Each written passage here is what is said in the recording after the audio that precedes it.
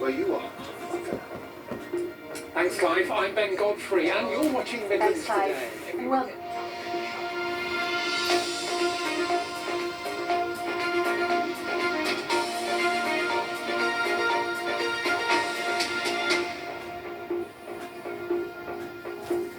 Good evening. 3 teenagers who attacked and killed a dog walker in a Nuneaton park have been sentenced to between 9 months and a year in custody.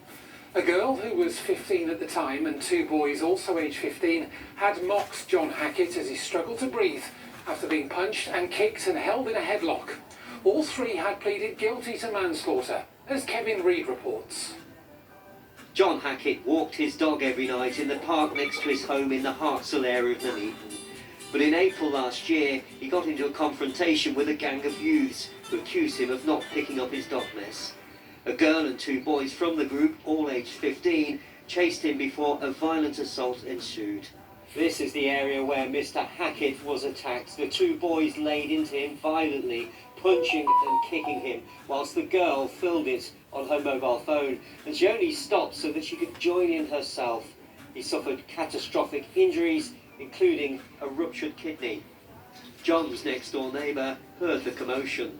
I was sat on the sofa over there on the phone to my nan, and I heard it all kicking off, so I opened the window to hear what was being said, and there was just a lot of abuse towards John. People saying that they were going to kick his head in. Mr. Hackett was taken to hospital but was in so much pain he discharged himself so he could go home.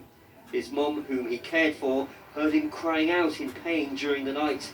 The next morning she found him slumped lifeless on the landing. The incident was horrific. We've had to watch it again and again, and it's awful to watch. John didn't have any children. He's very close to his parents. He's got a very loving family, very close. They've been absolutely devastated by John's death. He was a carer for his mum Christine, who was in court today sobbing as video evidence of the attack was shown. In her victim impact statement, she said her son's death had ruined her life and put her through hell. Meanwhile, the girl was given an 18-month sentence, the boys 2 years each, with half of that to be served in youth detention. Kevin Reid, BBC Midlands Today, Warwickshire. Meanwhile, 7 teenagers aged between 17 and 19 have been found guilty of murdering a 20-year-old man in Walsall. Bailey Atkinson was chased by the occupants of 2 cars around Walsall town centre in January last year. A gang then got out and stabbed him multiple times with weapons including Rambo knives and machetes. 2 other boys, aged 16 and 18, were cleared following a 10-week trial at Nottingham Crown Court.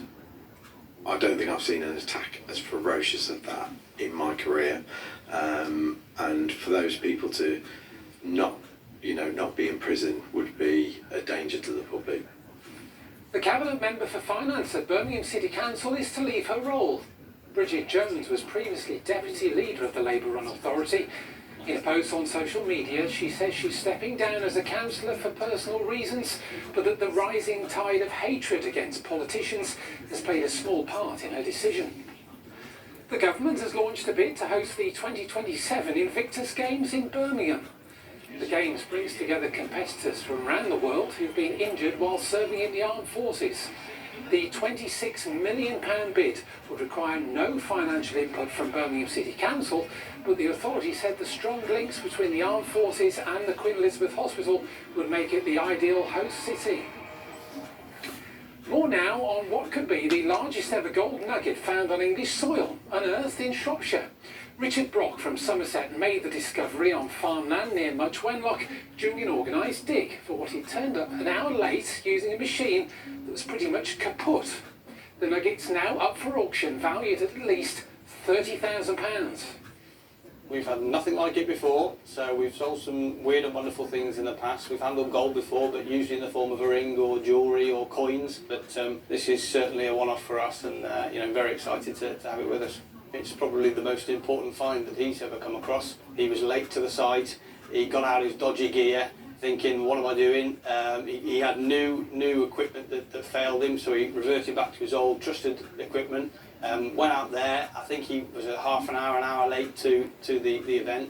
and lo and behold, goes in there and finds this pretty much straight away, I'm led to believe. Everybody there was quite excited, and he was interested to get it back as quickly as he could. And I'm sure he went home with a big smile on his face, and you know, I know he's looking forward to try and finding somewhere that can hopefully preserve it and perhaps show it off to others as well. There are certain types of gold that might be a little bit more desirable than others.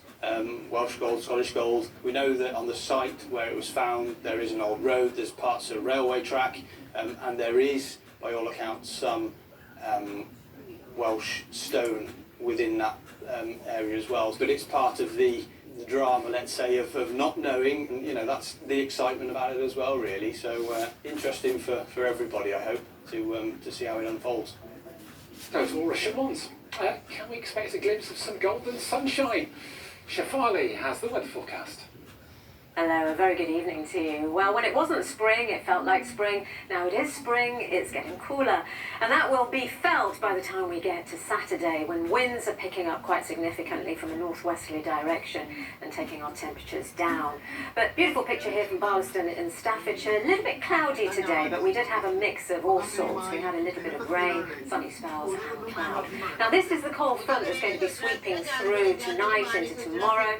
It's bringing in some showers in its wake and some colder air as our wind direction changes to a northwesterly. So through tonight we'll see initially clear skies, and then the cloud thickens, bringing in outbreaks of rain to the northwest to begin with. Temperatures down to about 7 to 9 Celsius, and then tomorrow, once that rain eventually clears through the morning, we'll let us sunny spells. We'll be back at 6 in the morning during BBC Breakfast with the latest news, travel and weather. Until then, have a great evening. Good night.